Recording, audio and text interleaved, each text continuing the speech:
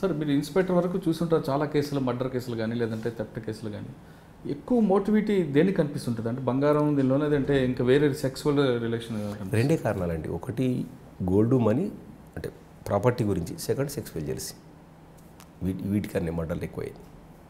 ఎక్కువ ఈ మీరు పనిచేసిన పొల్యూషన్లో సెక్సువల్ మర్డర్ జరిగేవా, లేదంటే మీరు చెప్తున్నట్టు ప్రాపర్టీ అఫెన్స్? ప్రాపర్టీ ఎక్కువైనాయి. Property total sexual property. తర్వాత ఇంటెలిజెన్స్కి వెళ్ళాను. Intelligence 3 years. కేపీహెచ్బీలో కూడా మీ మీద చాలా కేసులు ఉన్నాయి కదా, ఇంకా మీరు చేసిన మంచి కేసులు, చాలా మంచి కేసులు ఉన్నాయి. కేపీహెచ్బీలో మీరు ఒక దొంగతనం చేస్తూ ఫ్లైట్లో తిరిగే వాడిని పట్టుకున్నారు. ఫ్లైట్లో తిరిగి పట్టుకున్నాను. వాడు ఫ్లైట్కి వెళ్ళిపోయేటోడు, బాంబేలో ఉండేటోడు, వచ్చి దొంగతనం చేసుకొని వెళ్ళిపోయేటోడు. ఆ టీంను పట్టుకున్నాము. ప్లస్ ఈ బంగారం లేడీస్ దగ్గరికి పోయి చూసి ఇట్లా బంగారం చూపించి ఇట్లా కొట్టించేది, అదో పెద్ద గ్యాంగ్ పట్టుకున్నాం సత్యనపల్లిది. ప్లస్ క్యాష్ వేస్తారు అన్నట్టు, క్యాష్ వేసి కిందేసి అది తీసుకుంటాం. కారు యొక్క అది వేసి బాగా ప్రాపర్టీ డైవర్షన్, అటెన్షన్ డైవర్షన్ కేసులు చాలా పట్టుకున్నాం. ఒకటి ఇంకొకటి మంచి కేసు ఏంటంటే, కళ్ళులా పనిచేసే గుమాస్తాను లవర్ ఏమంటారు, ఆ లవర్కు బర్త్డే గిఫ్ట్ ఇవ్వడానికి వాడిని చంపి 1800 రూపాయలు తీసుకొని పోయి లవర్కు గిఫ్ట్ కొనిచ్చు, మర్డర్ చేసి. అది చాలా బాధాకరమైన విషయం. ప్రియురాలు గిఫ్ట్ ఇవ్వడానికి 1800 రూపాయలకు వీడిని తీసుకుపోయి ఒక బండ మీద పెట్టి చంపేసాడు. అది 2 daysలో డిటెక్ట్ చేసినాం దాన్ని. పూరా అతను కళ్ళు దుకాణంలో పని చేస్తాడు, 2000కి పని చేస్తాడు. ఆ కళ్ళు జమ చేసే డబ్బులు, టాడీ జమ చేసే డబ్బులు ఇంటికి ఆడ సేట్కి ఇచ్చిపోవాలి. సేట్కి ఇచ్చిపోయే ముందట వీళ్ళు తీసుకొని పోయి చంపేసారు బాబు. అదొకటి మంచి కేసు. కేపీహెచ్బీలో మీరు పనిచేస్తున్న టైంలో అటెన్షన్ డైవర్షన్ కేసులు బాగా జరిగి ఉంటాయి. బాగా అయినాయి అన్నట్టు. ఈ బ్యాంకుల నుంచి డబ్బులు తీసుకొని పోయి, అంటే టోటల్గా ఇప్పుడు కూడా, నేను ఇప్పుడు SCP క్రైమ్స్గా పనిచేస్తున్నా కదా, ఇప్పుడు కూడా చూస్తే అక్కడ తిక్కుడు పాపులేషన్ ఉంది. ప్లస్ పాపులేషన్ డెన్సిటీ ఎక్కువతో పాటు వాళ్ళు కొంచెం డబ్బు ఉన్నోళ్ళు అక్కడ. అంటే గోల్డ్ కానీ, ఇల్లు బ్రేక్ చేస్తే గోల్డ్ ఎక్కువ దొరుకుతుంది. బ్యాంకులకి వెళ్ళి విడ్రా చేసుకుని పెట్టేటప్పుడు క్యాష్ ఎక్కువ వస్తుంది. కాబట్టి పోలీస్ కాన్సన్ట్రేషన్ కొంచెం మనం ఎక్కువ పెట్టాల్సి వస్తుంది అన్నట్టు. కేపీహెచ్బీ పోలీస్ స్టేషన్లో మీ మీద ఒక ఆరోపణ కూడా ఉంది.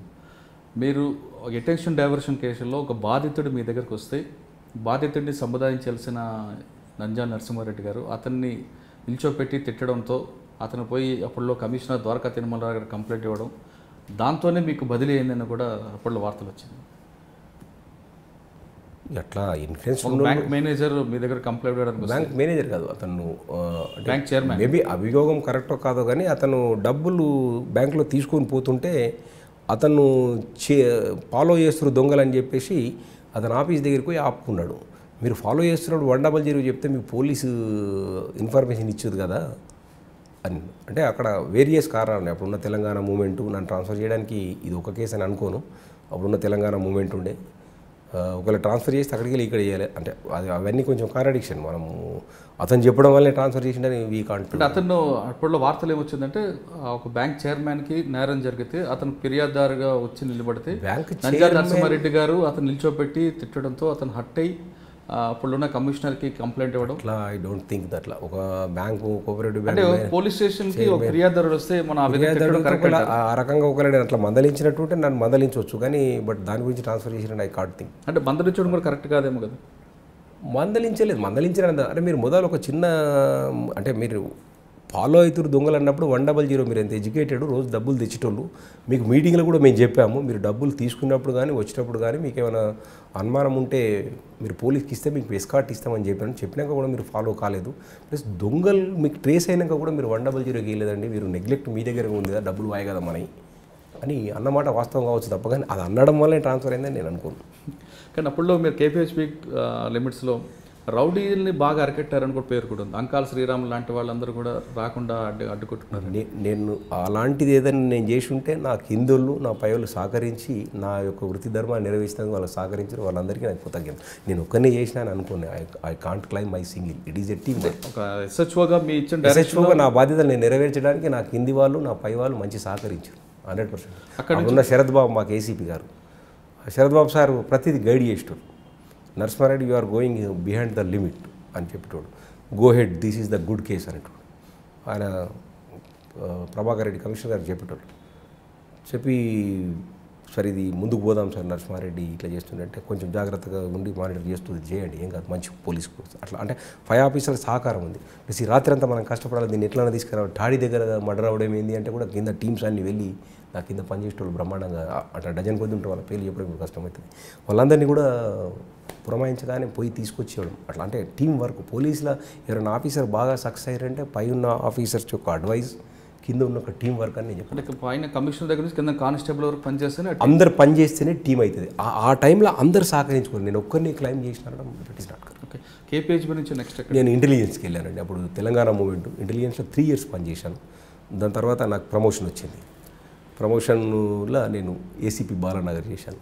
అక్కడ అప్పుడు మాకు commissioner Anand sir, C V Anand sir, అట్లా ప్రివెన్షన్ ఆఫ్ క్రైమ్ కానీ డిటెక్షన్ ఆఫ్ క్రైమ్లో కూడా ఆయన మంచి అడ్వైజ్ ఇచ్చిండు, మంచి సహకారం చేశారు. అప్పుడున్న ఇన్స్పెక్టర్స్, ఎస్ఐస్ కూడా ఒక టీం వర్క్ లేక చేయించి మంచి పని చేసినాం. దెన్ అక్కడ అప్పుడు మీరు అడిగిన సీసీ కెమెరాలు ఆనంద్ సార్ అన్నట్టు. ఎవరు సీసీ కెమెరాలు పెడతారు మీరు బాగా అని చెప్పేస్తే నేను పెడతాను సార్ అంటే, ఎట్లా పెడతావు అంటే ఇక్కడ ఉన్న అందరూ సహకారం తీసుకొని పెడతాను. పబ్లిక్ ఇన్వాల్వ్మెంట్ చేస్తే పబ్లిక్ కమ్యూనిటీ, ఎస్, కెమెరాలు పెట్టడం కొద్దిగా గొప్ప, పబ్లిక్ ఇన్వాల్వ్మెంట్ చేసాం బాగా. Community, colony wise people, plus అక్కడున్న ఇండస్ట్రియలిస్టులను, ఇండస్ట్రియల్ అసోసియేషన్ను. అది గ్రేట్ థింగ్ ఏంటంటే ఐడియాల నుంచి తీసుకొచ్చిన ఇండస్ట్రియల్ అసోసియేషన్ నుంచి 1,60 lakhs తీసుకొచ్చి మొట్టమొదటిసారిగా పెట్టినాం మనం. నా పీరియడ్ సుమారుగా 4 crore చేంజ్ సీసీటీవీలు పెట్టినాం. దాంతో ప్రాపర్టీ క్రైమ్స్ కానీ ఇంకా వేరే కేసెస్ కానీ, మర్డర్ కేసు కూడా డిటెక్ట్ అయింది. ఒక మర్డర్ 4 ఇన్వాల్వ్ అయ్యారని వాడు అభియోగంలో కన్ఫ్యూజ్ చెప్తే సీసీ కెమెరా చూస్తే 2 ఉన్నారు కదంటే అప్పుడు ఒప్పుకున్నట్లు. అంటే సీసీ కెమెరాల వల్ల చాలా నా యాజ్ ఏ పోలీస్ ఆఫీసర్ చెప్పాలంటే సీసీ కెమెరా కన్నా మంచి ఇన్వెస్టిగేషన్ వేరే లేనే లేదన్నట్టు.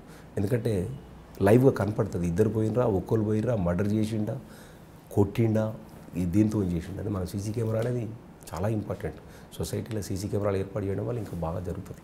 బాలానగర్ తర్వాత మీరు ఎక్కడికి వెళ్ళారు? బాలానగర్ తర్వాత నేను సీసీఎస్కి వచ్చాను. సీసీఎస్లో ఇప్పుడు నేను లాస్ట్ 1.5 year వర్క్ చేస్తున్నాను. సిసిఎస్లో ఏ టైప్ ఆఫ్ కేసులు వస్తుంటాయి, దాన్ని ఎలా ఇన్వెస్టిగేషన్ చేస్తున్నారు? సిసిఎస్లో అన్ని కేసులు వస్తాయి సార్. ఎట్లా అంటే ఆల్ ప్రాపర్టీ కేసెస్ వస్తాయి. బట్ మేము ఎట్లా అంటే గ్రేవ్ కేసెస్ మీద కాన్సన్ట్రేట్ చేస్తాం, సెన్సేషనల్ కేసెస్ మీద కాన్సన్ట్రేట్ చేస్తాం.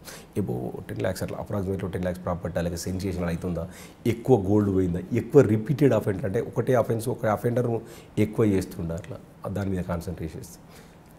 అంటే మీరు సిసిఎస్లో మీరు అన్నట్లుగా ఎక్కువ గ్రేవ్ కేసులు చూస్తున్నారు. అంటే ప్రాపర్టీ అంటే ఇక్కడ ఎక్కువ ఇప్పుడు నేను సిసిఎస్ నా పాత్ర సూపర్వైజర్ ఉంటుంది. అంటే ఇన్స్పెక్టర్స్, ఎస్ఐస్ వీళ్ళు చేస్తుంటారు, మన ఓన్లీ గైడ్. ఇక్కడ ఇప్పుడు మనం గైడ్, ఇన్స్పెక్టర్ ఏం చేసిన అది వేరు ఉంటుంది. అంటే మీరు గైడ్ మన దృష్టికి మన పైన ఆఫీసర్స్ ఇన్స్ట్రక్షన్ ఏమి ఇస్తారు, ఆఫీసర్స్ దేని మీద కాన్సన్ట్రేషన్ చేస్తారు, ఏది ఎక్కువ అవుతుంది. ముఖ్యంగా కాన్సన్ట్రేషన్ చైన్ స్నాచింగ్స్ ఉంటుంది. ఇప్పుడు తగ్గింది చాలా చైన్ స్నాచింగ్స్, హెచ్బి అఫెండర్స్. ఇప్పుడు మనకి ఫర్ ఎగ్జాంపుల్ ఈ టైంలో మనం చూసుకుంటే హెచ్బీలు అయితే night lock breaks, day dogs. ఎందుకైతే అంటే ఇప్పుడు అంతా హాలిడేస్లో ట్రిప్పులు వెళ్తారు, వాళ్ళ ఊర్లకు వెళ్తారు, పిల్లల స్కూల్ ఉండదు కాబట్టి, లాకేజ్ ఉంటుంది కాబట్టి ఈ నేరస్తులు వాటిని ట్రాక్ చేస్తారు. కొందరు తెలిసిన వాళ్ళు కొంచెం బ్యాంకులో పెట్టుకొని గోల్డ్ కొంచెం జాగ్రత్త చేసుకొని పోతారు, కొందరు మర్చిపోయి అక్కడనే పెట్టిపోతారు, మా ఇంట్లో ఏం కాదు లేదు అని. వచ్చేవారికి ఇట్లా అయినప్పుడు కొంచెం ఇబ్బందిగా ఫీల్ అవుతారు. కానీ ఎక్కువ దొంగలు సైబరాబాద్ మీద ఎక్కువ ఫోకస్ ఎందుకు చేస్తుంటారు? అంటే డెవలప్డ్ ఏరియా కదా సైబరాబాద్. మీరు తీసుకుంటే ఇలా మీరు కేపీహెచ్బీ మీకు తెలుసు బాగా, మియాపూర్, చందానగర్, గచ్చిబౌలి, ఇవన్నీ అంత డెవలప్డ్ ఏరియా కదా. మనకు స్లమ్ ఏరియాలల్లో దొంగతనం చేస్తే 2 to 5 tulas కన్నా ఎక్కువ దొరకదు. ఇలాంటి ఏరియా దొరికితే మినిమం 10 tulas దొరుకుతుంది కదా. దాంతో మనకు సైబరాబాద్ ఎక్కువ ఉంటుంది. మనకు ఈస్ట్ కన్నా వెస్ట్ కొంచెం డెవలప్డ్ ఎక్కువ ఉన్నది. మనం మొదటి నుంచి కూడా మన హైదరాబాద్ వెస్ట్ డెవలప్డ్, ఈస్ట్ మీద, దాంతో కూడా అక్కడ కాన్సన్ట్రేషన్.